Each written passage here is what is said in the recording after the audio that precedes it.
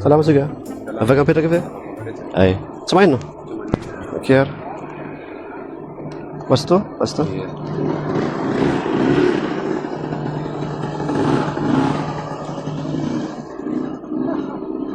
Manao mazavatra azo tsika sy miaraka any rehefa avy eo. Aleo aloha misakafo aloha fa tsy maina fa iarahana ety any tsy maina sahoana? Okey ary mbola tsy mivaky koa le ry.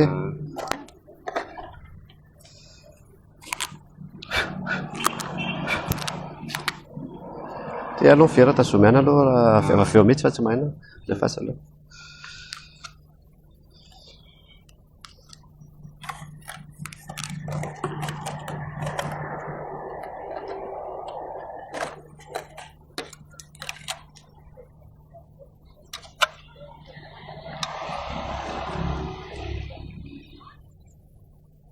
Matsiro be izy zany.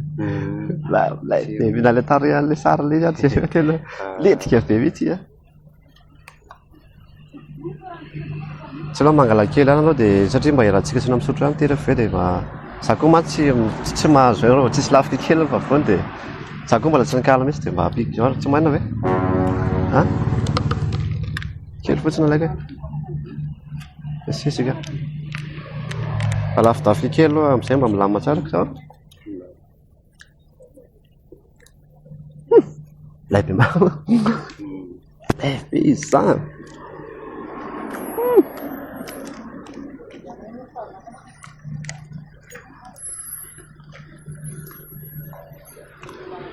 Angamba piky kely angamba. Tena matsiro be raha dada fa sakafo katany ty tika ke mbola very mbola zaditsika sonany ty rehefa fa ta matsiro be loatra raha izy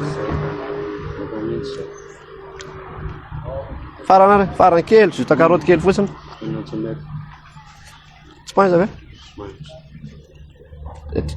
misy maninga be io raha io jareo raisiko amin'ity ino milay be raha iny ka tainao vidany tato ka?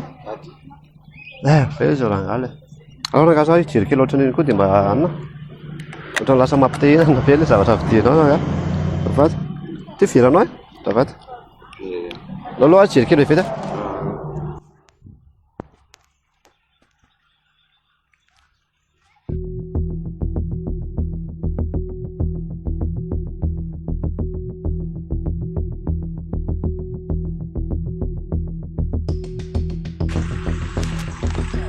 Azafady raga? Adiniko ty fa akakely azafady fa adiniko.